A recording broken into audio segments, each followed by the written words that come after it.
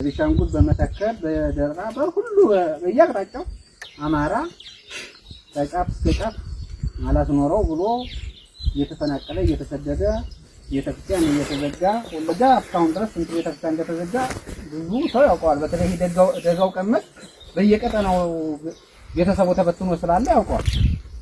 እያንዳንዳችን ቤተሰብ በየቦታው ያልጣለ የለም። አዛ ተፈናቅሎ ብዙ ሰው እንዳባታችን የመጣ ነው ያለና የኔም በወለጋ በመንደራነት ምናምን የሚባለው ነው እያንዳንዱ ህጅ ቦታውን ባላቀውም እዛ ላይ የተፈናቀለው የተዘጉ ቤተክርስቲያኖች ብዙ ሰው ያውቀዋል ከኔ በተሻለ መንገድ። ይሄ አልበቃም ብሎ አሁን አዲስ አበባ እዚህ በዋናው መንገድ ባህር ዳር ተነስቶ ከአማራ ክልል ተነስቶ አዲስ አበባ ከወሎ ተነስቶ አዲስ አበባ መግባት አትችሉም ተባለ።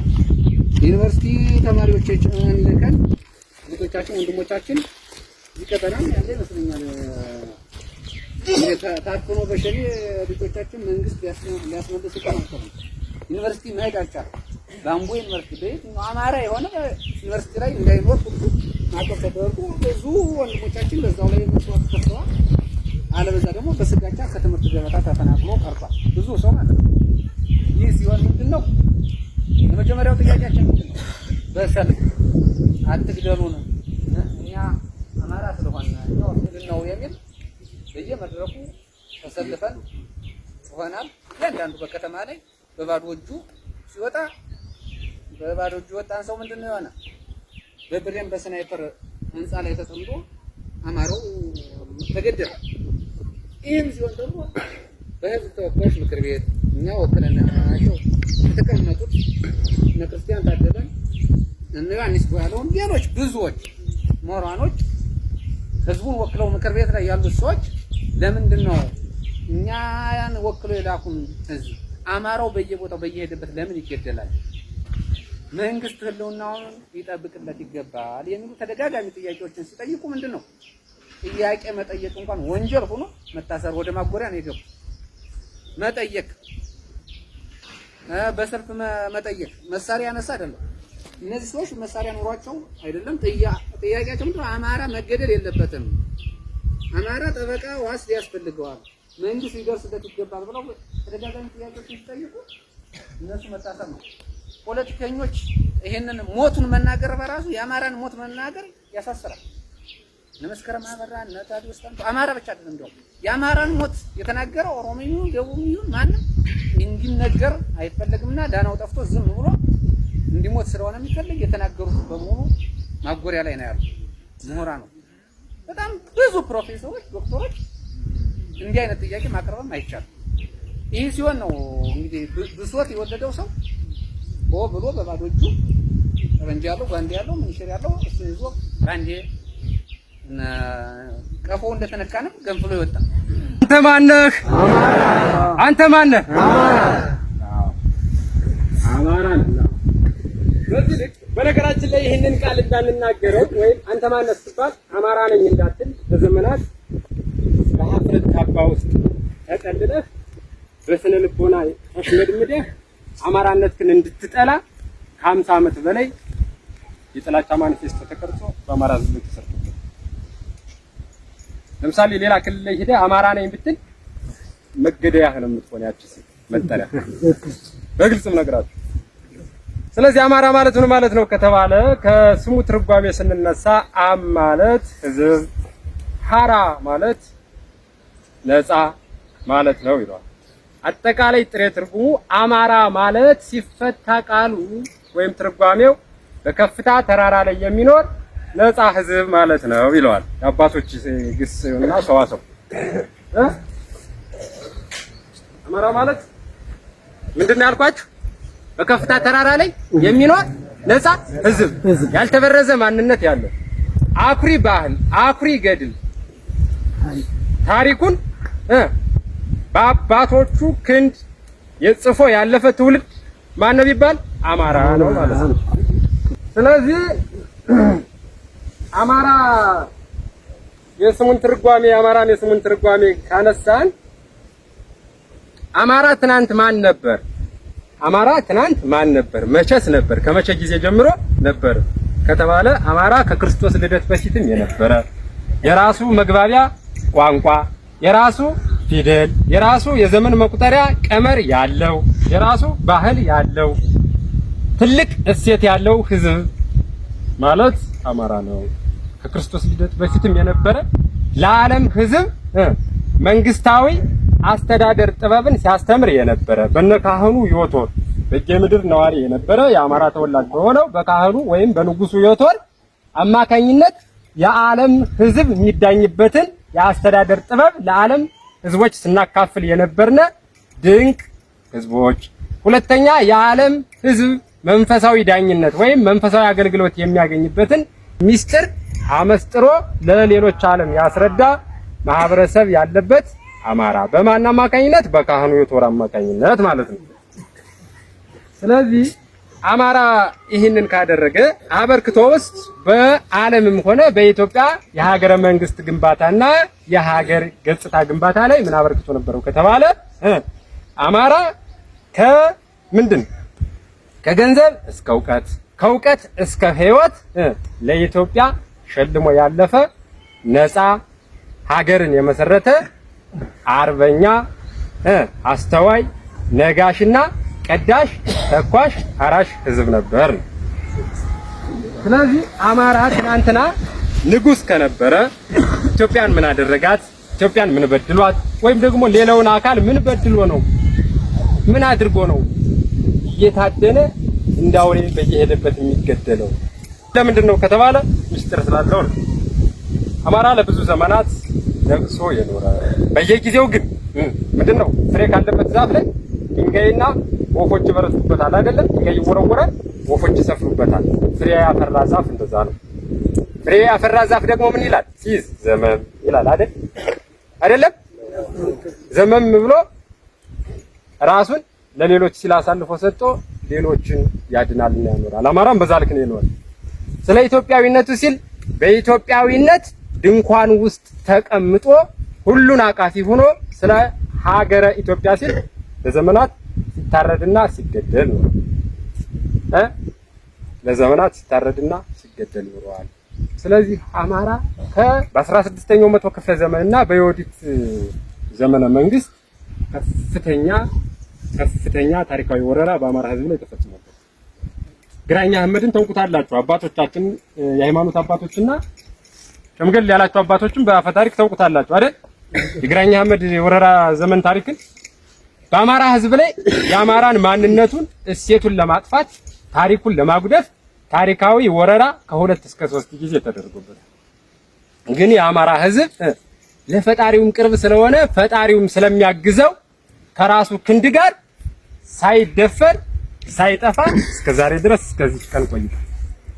ስለዚህ ሀገሩን ሲያገለግልና ሀገሩን ሲመራ የቆየ ህዝብ በተራው መሞገስና መወደስ ሲገባው ለሀገሩ ሲል ደሙን ሲያፈስ አጥንቱን ሲከሰክስ ስጋውን ሲቆርስና አንድያ ነፍሱን ሲሰጥ ከቆየ ለምንድን ነው ተሳዳጅና ተገድዳይ ተፈናቃይ የሆነው ከተባለ ጥያቄውም መልሱም እዚሁ እኛ ጋር። ለምሳሌ የአድዋ ድል ለአፍሪካውያን ወይም ለዓለም የጥቁር ዘር በሙሉ ኩራት የነጻነት ተምሳሌት፣ ለነጮች ግን ደግሞ ሀፍረትና ውርደት ስለነበረ የአድዋ ድል በአማራ ህዝብ ላይ ብዙ ጦስ እንዲያመጣበት ተደርጓል። ለምን ከተባለ ነጮች አድዋ ላይ ከተሸነፉ በኋላ በአጼ ምኒልክ ወይም በሚየ ምኒልክ ሁለተኛ ምኒልክ አማካኝነት አድዋ ላይ ጠላት ከተሸነፈ በኋላ ምንድነው ያለ? ከተሸነፈ በኋላ ምንድነው ያለ? ለምን ጥቁር ከመቼ ወዲህ ነው ነጭን አሸንፎ የሚያውቅ አለ። ምሁራን ተሰበሰቡ፣ የፖለቲካ ልሂቃን ቀረቡ፣ የጦር መኮንኖች ጄኔራሎች ቀረቡና መምከር መዶለት ጀመሩ። የአማራ መከራ የጀመረው በከፍተኛ ሁኔታ ከአድዋ ድል ማግስት በኋላ ነው። ነጮች ምንድነው ያሉ? በተለይ ጣሊያናውያን ተሰብስበው ምንድነው ያሉ? ለምን ጥቁር አሸነፈን? አብዛኞቹን የአፍሪካ ሀገራትን ተቀራምተን ጨርሰናል፣ ግን የተሸነፍነ አፍሪካ ምስራቅ አፍሪካ ምድር ላይ ኢትዮጵያ መሬት ላይ ነው የተሸነፍነው። ለምን ኢትዮጵያን መውረር ኢትዮጵያን ቅኝ ተገዥ ሀገር ማድረግ ለምን አቃተን ሲባል አንድ የተሸነፍነ ህዝቡ አንድ ስለሆነ በአንድ መንግስት ስለሚመራ ስለማይከፋፈል ጠንካራ መሪ ስለነበረው ፈሪሃ እግዚአብሔር ያደረበት ህዝብ ስለነበር ነው። ጥናቱንና ምርምሩን ሲያካሂዱ ጠንካራ መሪ ከነበራቸው ጠንካራ መሪያቸው ማን ይባላል ተባለ? አጼ ምኒልክ። ሁለተኛ እምነቱ ኦርቶዶክስ ተዋህዶ እምነት ተከታይ ስለነበረ ብሔሩስ አማራ ከሁለተኛ ነው የተዋደለው። ስለዚህ የኢትዮጵያን ስስ ጎን አጠኑ። ኢትዮጵያን በዘር ቢከፋፍሏት በእምነት ቢያባሏት ለባዕዳን ሀገር ተላልፋ ለመሰጠት ቅርብና በጣም አመች እንደሆነ አረጋገጡ። ከዛ በኋላ ስለዚህ አጼ ምኒልክ አማራ ከሆነ አማራው ሌላውን የኦሮሞን፣ የደቡብን፣ የጉምዝና የሌሎችን ክልሎች ህዝቦች ለዘመናት ሲጨቁንና ሲበድል ኑሯል ብለን የሐሰት ትርክት እናስነግርበትና እናጽፍበት ተባለ። ሁለተኛ ኦርቶዶክስ ተዋህዶ እምነት ኋላ ቀርናት። ኦርቶዶክስ የምትባል ቤተክርስቲያን ወይም ኦርቶዶክስ ተዋህዶ የሚባል እምነት የኢትዮጵያን ስልጣኔ ወደ ኋላ ጎትቷል ብለን እናስወራ። ሁለተኛ አማራና ኦርቶዶክስ ተዋህዶ ቤተክርስቲያን ለሌሎች ኢትዮጵያውያን ወይም ለሌሎች ክልሎች ስጋትና ታሪካዊ ጠላት ናት ብለን እናስነግር። ከዛ በኋላ በአማራው ህዝብ ላይ የራሱ ሀገር ኢትዮጵያዊ ወይም ሌላው ክልል ይነሳና ለዘመናት ያሳደው ይጨፍጭፈው ይግደለው። ለሁለተኛ ወረራ ስንገባ ህዝቡ ከተከፋፈለ መመከት አይችልም፣ እንደፈለግን መብላት እንችላለን ተብሎ ጥናት ተሰራበት። ስለዚህ አማራ ለዘመናት የተገደለውና የተበደለው የተጨቆነው ለምን ነው? ሀገር ወዳድ በመሆኑና ኢትዮጵያን በማለቱ ብቻ። ክብሬንና ሀገሬን ርስቴን ማንነቴን አላስደፍርም፣ ነፃ ህዝቤን አሳልፌ ለባዕዳን ሀገር አልሰጥም፣ አልንበረከክም በማለቱ ነው ለዘመናት ሲገደልና ሲጨቆን የኖረው። በማን ነው ሲገደል የኖረው? በራሱ ወንድም፣ በራሱ እህትና በራሱ አባት። ይኸውም ኢትዮጵያ ተብሎ ታቅፎ በሚኖር ኢትዮጵያዊ በሆነ ማህበረሰብ በጥላቻ ውስጥ ገብቶ ለዘመናት እንዲገደል ሲደረግ ቆይቷል። ሀገር ወዳድ በመሆኑና ኢትዮጵያን በማለቱ ነው ሲገደል ይሆናል። ስለዚህ ከዛ በኋላ ምንድነው ያደረገ? ወዳደር ልክ ዛሬ ባንዳዎች አሉ አይደለ? ለወዳቸው አድረው ህሊናቸውን፣ ክብራቸውን፣ እምነታቸውን፣ ህዝባቸውን ረስተው ከተማ የሚኖሩ ወይም ደግሞ ለጠላት ያጎበደዱ መጋዦች የጠላትን ተልኮ ተሸክመው ዘላለማቸውን በመኖር ጀርባቸው የጎበጡ ባንዳዎች አሉ አይደለም? ልክ እንደነዚያ ባንዳዎች ኢትዮጵያውያን አማራ ታሪካዊ ጠላት ነው የኢትዮጵያ ብለው እንዲጽፉ ተደረገ። በማን አማካኝነት? ከፍተኛ ዶላር ወይም ከፍተኛ በጀት ተበጅቶ በነጮች ለነዛ ጥቁር ኢትዮጵያውያን ክፍያ ተፈጸመና አማራ ታሪካዊ ወራሪ ነው፣ አማራ ተስፋፊ ነው፣ አማራ አጥፊ ነው፣ አማራ መጤ ነው እየተባለ እንዲጻፍ ተደረገ። ዘጋቢ ፊልሙ እንዲሁ ተዘጋጀ። የመጀመሪያው የተደረገው ምንድነው? የኦሮሞ ህዝብ በአማራ ህዝብ ላይ እንዲነሳበት፣ የጉሙዝ ማህበረሰብ በአማራ ህዝብ ላይ እንዲነሳበት፣ የጋምቤላ ማህበረሰብ በአማራ ህዝብ ላይ እንዲነሳበት ነው ነጋሪት የተጎሰመበት። ዶታቸዋል እኔ ጋር ናችሁ? አመጣጡን እየነገርኳችሁ ነው። ከዛ በኋላ ህወሓትም ተነሳች። ማን የነጮችን ማኒፌስቶ የጥላቻ እቅድ አስፈጻሚ ማን ነው ሆነ የመጣች? ህወሓት አይደለችም እንዴ? ህወሓት በተለይ የሀገረ መንግስቱን መንበረ ስልጣን ከተቆናጠጠች ከ1983 ዓመተ ምህረት አንስታ ማለት ነው እስከዛሬ ድረስ የአማራ ህዝብ ሰርቶ እንደማይሰራ የማይከብር ህዝብ እንዲሆን የተደረገ ወልዶ የወላድ መካን እንዲሆን ልጆቹ በዲግሪ በማስተር ላይ ማስተር በፒኤችዲ ላይ ፒኤችዲ ጭነው ወዘኔ ስራ ፈት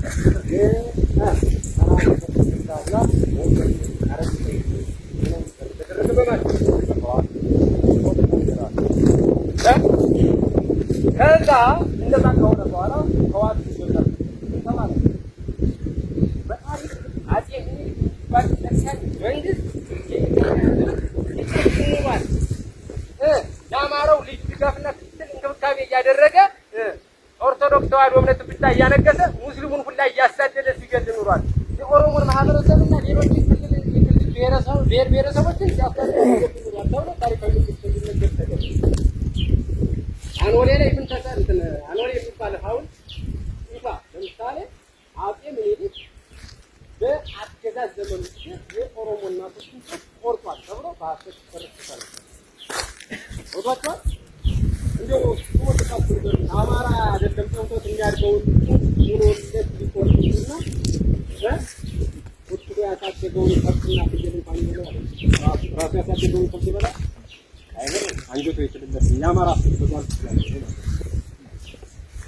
ስለዚህ አማራ ኦሮሞ ቆርጧል ተብሎ በዘመነ ኢህአዲግ አኖሌ ላይ ጡትና ደማ እየፈሰሰ የምትታይ አንድ ጡቷ የተቆረጠ የእናቶቻችን ሐውልት እዛ ላይ እንዲገነባ ተደረገ።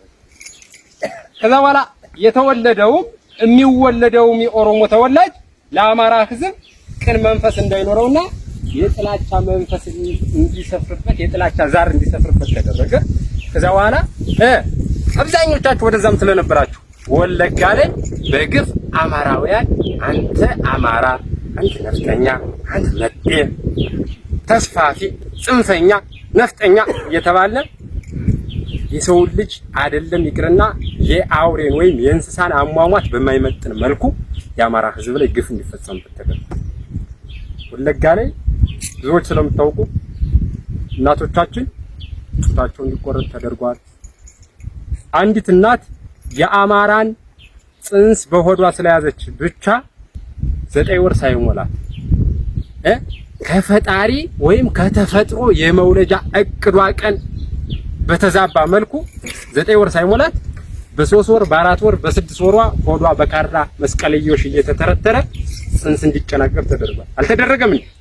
አብዛኞቻችሁ ስለምታውቁ መተከል ላይ ከፋለ የተወሰነውን ሲነግራችሁ ነበር። የተወሰነውን ሳይሆን አብዛኛው ባይኑ ያየው ሁሉ መተከል ላይ ምን ተባለ? መተከል ላይ አማራ ታሪካዊ ጠላታችሁ ነው። ሲቀጥል ለጉሙዝ ማህበረሰብ የተሰበከው ምንድነው? በጉሙዝ ማህበረሰብ ዘንድ የአማራን ብልት ቆርጦ ያላመጣ ወንድ ልጅ ሚስት አያገባም ለዘላለም ቁሞ ይቀራል የሚል ኋላ ቀር ባህል እንዲጎናጸፉ ተደረጉ። ያን እንትን የሚያስፈጽማል ነው ህወሓትና ኦነግ ማለት ነው። ያ ትርክት ጉሙዝ ላይ ነግሶ ወይም ጎልቶ እንዲወጣ ሲደረግ የነበረው እነ ሻለቃ ዘርገው በተባሉ የህወሓት ከፍተኛ የመከላከያ አመራሮችና ተጨማሪ የህወሓት ደህንነቶች አጀንዳ ነዳፊነት ብዙ ገንዘብ ተመድቦበት የአማራ ህዝብ ቁጥሩ ዝቅ እንዲል ሀብት ንብረቱ እንዲወድም ህይወቱ እንዲጠፋ ጉሙዝ ላይ ሲሰራ ነበር። ከዛም ሲቀጥል ምንድነው የተባለ? የአማራ ጉበት መድኃኒት ነው፣ ይጥማል፣ ያጀግናል እየተባለ ጉበታችን እያቃተተነ ሳርሞት በህይወት እያለን ሆዳችን ተተርትሮ ጉበታችን እየተወጣ እንዲበላ ተደርጓል። ጉሙዝ ክልል ላይ ወይም መተከል አልተደረገም እንጂ ብዙዎቻችሁ ወደዛ በረሃ ስለነበራችሁ አየው። ይህ የጥላቻ ማኒፌስቶ ከየት ነው የመጣ? ከነጮች። ማን አስፈጸመው? ህወሓት፣ ኦነግ መሰል ሽብርተኛ አማራ ጠል የሆኑ ድርጅቶች እንዲያስፈጽሙት ተደረገ። በተበጀተው ከፍተኛ በቢሊየን ወይም በትሪሊየን የሚቆጠር በጀት ስራውን እንዲሰራ ተደርጓል። እኔ ጋር ናችሁ? ስለዚህ ምንድነው የተደረገው?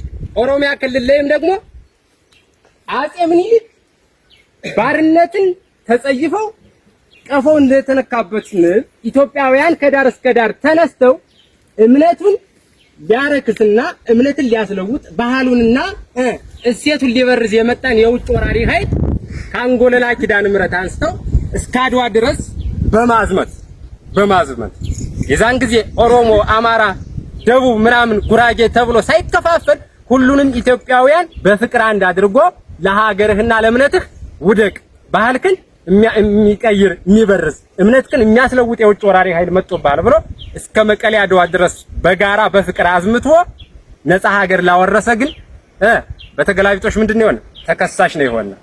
ለምን ነፃ ወጣችሁና ይመስለኛል።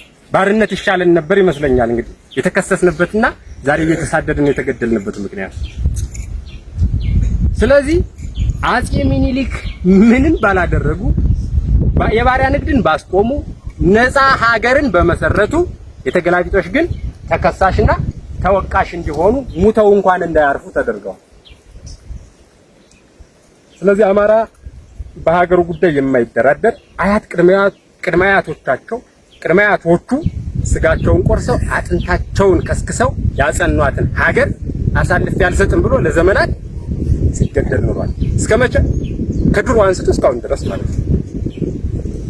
በዘመነ ኢህአዴግ ከ6 እስከ 8 ሚሊዮን የሚደርስ አማራ የት እንደደረሰ ሳይታወቅ ያብዘው ጠፋ። የሞተው ሞቷል። እንግዲህ የተሰወረውም ተሰውሯል። ስለዚህ አማራ ምን የተለየ በደል በድሎ ነው እንዲገደል የተደረገው ላልኳችሁ የተወሰነ ነገር በከፊል ነግሬያችኋለሁ አይደለም? ሀገሬን በማለቱና ባህሉን እምነቱን ጠብቆ ለተተኪው ትውልድ በማስረከቡ አንዱ። እሺ እንደዛ ከሆነ አማራ ምን ሆኖ ነው? ምን ውስጥ ተነክቶበት ነው? ቀፎው እንደተነካበት ከዳር እስከ ዳር ሆ ብሎ በጋራ ተነስቶ ፋኖ የሚል ነፃ አውጭ ኃይል አቋቁሞ ነፍጡን ወልውሎ ሰይፉን ስሎ የተነሳ ምን ሆኖ ነው ከተባለ የህልውና ጦርነት ስለተጎሰመበትና ገሃዳው የዘር መጥፋት ወንጀል ስለታወጀበት ህልውናውን ለማረጋገጥ ነው። አትኖሩም ያለ የተባለው አይደለም እንዴ? ትናንትና መተከል ይመለስ፣ ራያ ይመለስ፣ ወልቃይት ይመለስ ነበር የለም እንዴ መፈክራችን? ከዛ የተሻገረ አንገብጋቢ የሆነ ጉዳይ ስላጋጠመን ነው ሆ ብለን የተነሳ። ለዘመናት ተሰልፈናል አይደል? አዴትም ሰልፍ አለ። በሁሉም ቀበሌና ወረዳዎች፣ በሁሉም ዞኖች አማራ ክልልና ከአማራ ክልል ውጭ ያሉ አማራዎችን ጨምሮ በሁሉም በዓለም መድረክ በዓለም አደባባይና ጉባኤ ተሰልፈናል አይደል? በስክሪፕቶ ተፋርደናል ይህን መንግስት አይደለም እንዴ? ያልሆን ሲል ግን ከሰልፍ ወደ ሰይፍ ተቀይረን ሰይፋችን ስለን ነፍጣችን ወልውለን አሁን እየተዋጋን እንገኛለን። የአማራ ህዝብ ከህልውና ጦርነት በተጓዳኝ በተጨማሪ ምን በደል ተፈጸመበት? የመጀመሪያው በደል ከተባለ አንደኛ የኢኮኖሚ ጦርነት አሁኑን ጨምሮ በአማራ ህዝብ ላይ የኢኮኖሚ ጦርነት ለምንድን ነው የተከፈተበት ከተባለ አንድ ገበሬ በሰዓቱ አርሶ በሰዓቱ ዘርቶ በሰዓቱ አጭዶ ወቅቶ ራሱንና ቤተሰቡን እንዳይመግብ እንዳያድግ ከፍ እንዳይል ካሁን ካለበት ኑሮ የተሻለ ኑሮና ህይወት እንዳይኖር ምንድነው የተደረገ? የማዳበሪያ ውድነት ማዳበሪያ እንዲወደድ ተደረገ። ገንዘቡ የሚገዛው ማዳበሪያ እንኳን እንዲያጣ ተደረገ። የማዳበሪያ አቅርቦት ከ2 ዓመት ወዲህ በእጥፍ እንዲጨምር ተደረገ። ሌሎች ክልሎች ላይ ለምሳሌ ኦሮሚያ ክልል ላይ በብዙ ሺህ የሚቆጠር ዘመናዊ ማረሻ ትራክተር ሲገባ አማራ ክልል ላይ ደግሞ ለአማራው ህዝብ መግደያና ማጥፊያ ዘመናዊ ድሮኖች ከቱርክ ከሳውዲ አረቢያና ከተለያዩ አረብ ኤሚሬቶች እየተገዛ ወደ አማራ ክልል እንዲገባ ተደረገ።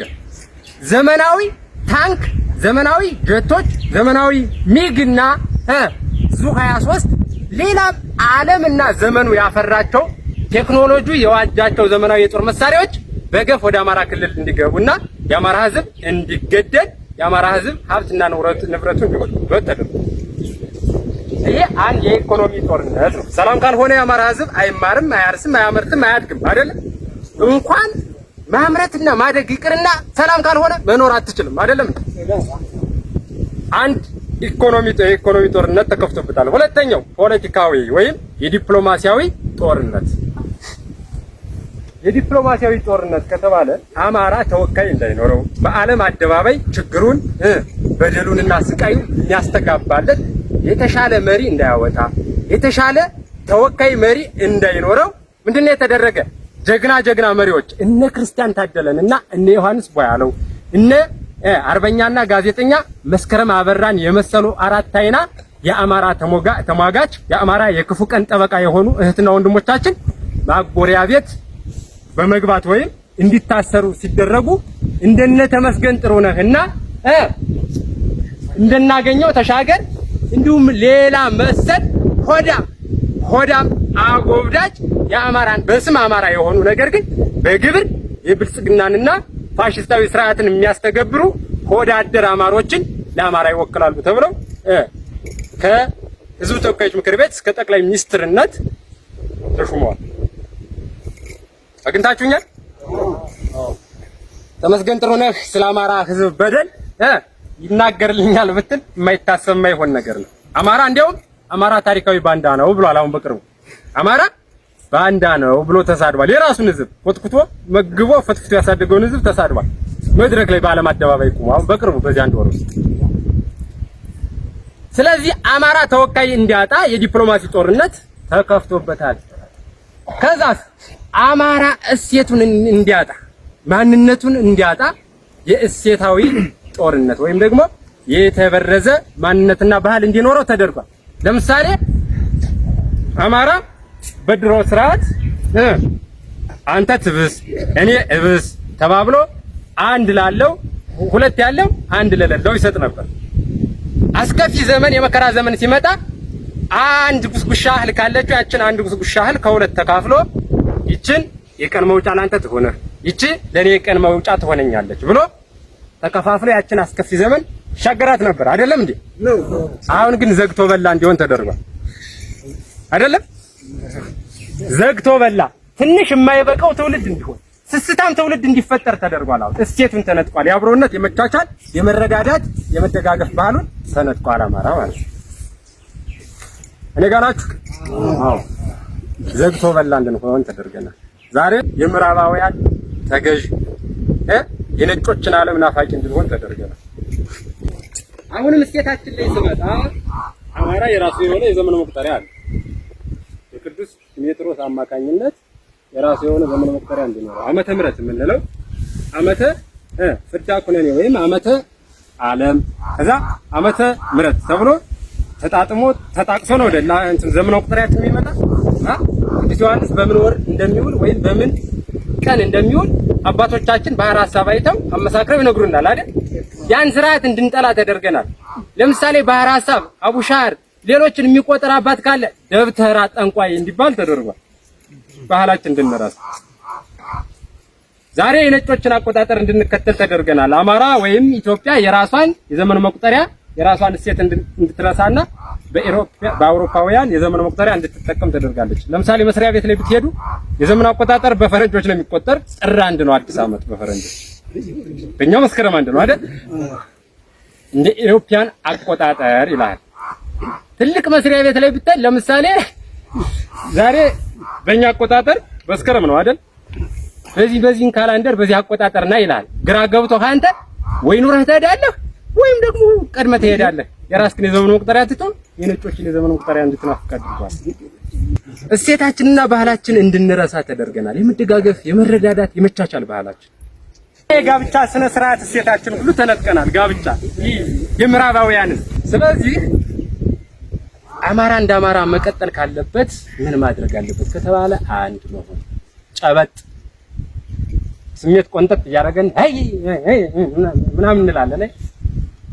አህያ ቢራገጥ ጥርስ አይሳበርም ነው አይደል?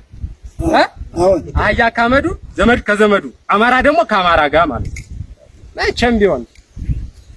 ሁለተኛ አማራ የህዝብ ቁጥሩ እንዲቀንስ ተደርጎ ታሪካዊ በደል ተፈጽሞበታል። አንድ በጦርነት እንዲጠፋ፣ ሁለተኛ በወሊድ ማምከኛ አማካኝነት እንዲጠፋ ተደርጓል። በወሊድ አሁን ጊዜ ሴቶች በቃ የ12 ዓመት ምናምን ይባላል። እሷም ጤና አጣ እንደው በክብር ካገባት ባሏ ጋርም ሳትስማማ እየተነጫነጨች ያንተን በነካት ቁጥር ከዚህ 12 ዓመት ተጠብቅና ልጅ ሲያምራቸው ሀብቱ ጣሪያ ይነካል። ልጅ ሲያምራቸው የት ይገኝ? ቁልጭ ከዚያ የፈረደበት ሐኪም ይሄዳል። ያ ልጅ አልወልዱኝ እንዴ ኧረ ፈጣሪ ልጅ ስጠኝ ቢባል ወደ ሀብቱ ግን ጣራ ነክቷል ሄዷል። ሙጥርጥር ብላ እንኳን ብትወልድ 2 ወልዳ 3 እንዳትደግም ተደርጋለች። የአማራ እናት የህዝብ ቁጥሩ እንዲቀንስ። ለምን የህዝብ ቁጥሩ እንዲቀንስ ከተፈለገ አንደኛ ለኢትዮጵያ ጋሻና ዘብ ደጀን ምሰሶ የአማራ ህዝብ ነው። ጉልላቷ የአማራ ህዝብ ነው ለኢትዮጵያ። ስለዚህ አምራች ትውልድ መፈጠር የለበትም። ወረራ ቢፈጸምባት በኢትዮጵያና በአማራ ህዝብ ላይ የሚመክት አዲስ ወጣት ትውልድ እንዲወለድ ስለማይፈልግ ሽማግሌ እንዲበረታና በዱላ በክርንም እየተባለ የሚገዛ ትውልድ አማራ ምድር ላይ እንዲፈጠር ይፈልጋል። ነፍጡን ሰብቆ ሰይፉን ስሎ ለምን ብሎ ልክ እንደፋኖ ጀግኖ የሚነሳ እንባውን የሚያብስለት ልጅ እንዳይኖረው አማራ ስለሚፈልግ ነው። ለዛ አንዲት እናት የጥላቻቸው ልክ ወሰን የሌለው ጠላቶቻችን ምን ያደርጋሉ? አንዲትን አማራዊት እናት ለስራ በተንቀሳቀሰችበት ቦታ ታግታ ለ10 ለ15 ከተደፈረች በኋላ ምን ይደረጋል? ከተደፈረች በኋላ ብትተርፍ እንኳን ሁለተኛ ልጅ እንዳትተካና እንዳትሆን አፈው ዝግባ ውስጥ እየተከተተ ይችላል ይዛወርና መካለል ይህንን ችግር ይህንን ነገር የምንቀለብሰውና የምንመልሰው እንዴት ስንሆን ነው ከተባለ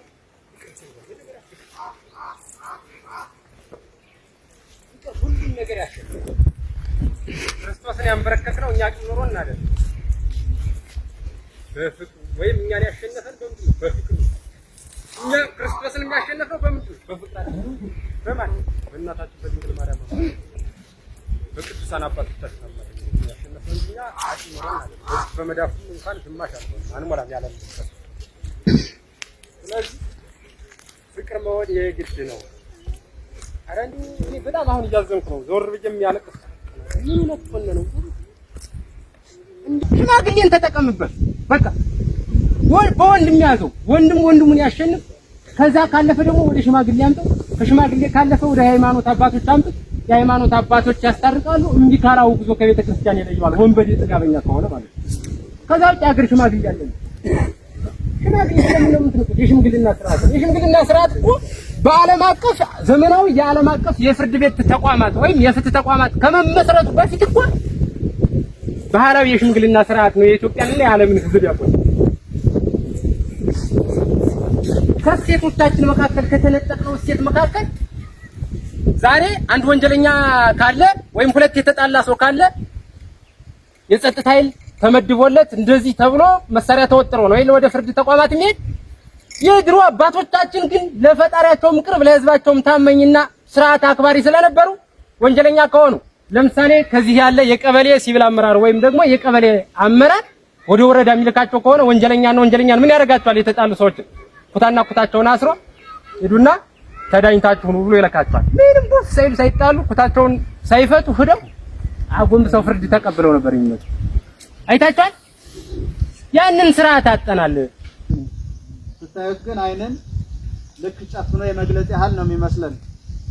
አንገራግሮ ጥሎ የራስን ስርዓት መስርቶ ማስተዳደር፣ በራስ ሀገር በቀል እውቀት ህዝብን በሚመስለው መምራት ማስተዳደር፣ ሲቀጥል ደግሞ ሀገርን ተረክቦ ጥሩ ሀገር የምንፈልጋትን ሀገር የድሮ አባቶቻችን ያቆዩዋትን በቤተ ክህነት ትምህርትን ከፍ ያለችውን የሁሉ ነገር ምንጭ ቤተ ክህነት ስለሆነ ከዛ ከፍ ያለ ሚስጥር ያላትን ሀገር እንዴት እናስተዳድራለን የሚለውን በዛ ድረስ እስከምንሄድ አሁን ለጊዜው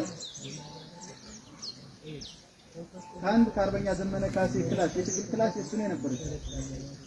ከዛ ተነስቶ አሁን ያለበት የታጋይ ቁጥር፣ የደጋፊው ቁጥር፣ የአብዮቱ ቁጥር የምታዩት ደረጃ ላይ ደርሷል። ልክ አይንን ጨፍኖ የመግለጽ ያህል ነው እንደምታዩት እንጂ በዚህ 2 ዓመት በዚህ ደረጃ የአማራ ፋኖ ያድጋል ብሎ የጠበቀ አንድም ሰው የለም ነበር። በአጭር ጊዜ ውስጥ መጠን አስቸኳይ ጊዜ አዋጅ አውጀን አጥፍተናቸው ተመልሰን ወደ ሌላ ስራ እንቀጥላለን ነበር የመንግስት እቅድ። አሁን ግን እንደምታዩት እየተንገዳገደ ነው።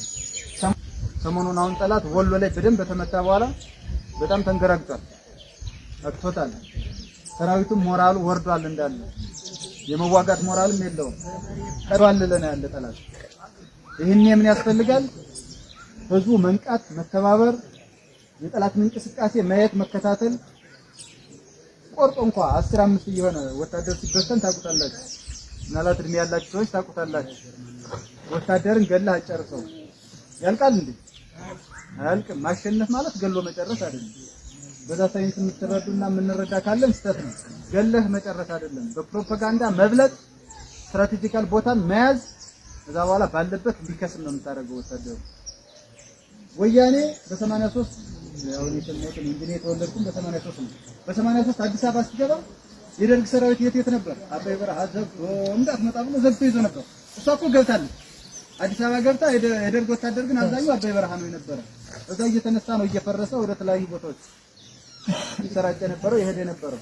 የዛኔ ሳይንሳዊ የሆነ አሁንም እንደ አይነት ነገር እኛ ህዝብ ላይ ሊገጥም ስለሚችል የዛኔ ሳይንሳዊ በሆነ መልኩ እንዴት ነው ያን ወታደር ማኔጅ የምታደርገው? እንዴት ነው አታለህ የምትይዘው? መገዳደል እንዳሻገር ማለት ነው። የመግደል ሱስ የለብንም። ታውቁታላችሁ አይደል? አብራችን ያላችሁ ወታደር ሲማረክ አንገለውም፣ እንንከባከበዋለን። ከቤተሰቡ ብር የሚላክለት ከሆነ ብር ያስልካል። ካላከ እኛ አለችን ጉሮሯችን በጥሰን ሰጠን ወደዛ የምንልከው። እነሱስ አንድ አጋጣሚ ቆስሎ አንድ ሰው ከያዙ እንዴት ነው የሚያደርጉ? እሱ አይጣሉ እና ብዙዎቻችን ስላየናቸው ስናነሳቸው እንዴት አድርገዋቸው እንደምናገኛቸው ቆስለው የተያዙት ጓዶቻችን ከንፈር የለ ሰውነታቸውን ይገፋሉ፣ እንዳለ እየቆራረጡ ነው የሚገቡ። ይህ ምንድነው? ጥላቻ፣ የአማራ ጥላቻውን መተግበር ነው። በመተግበር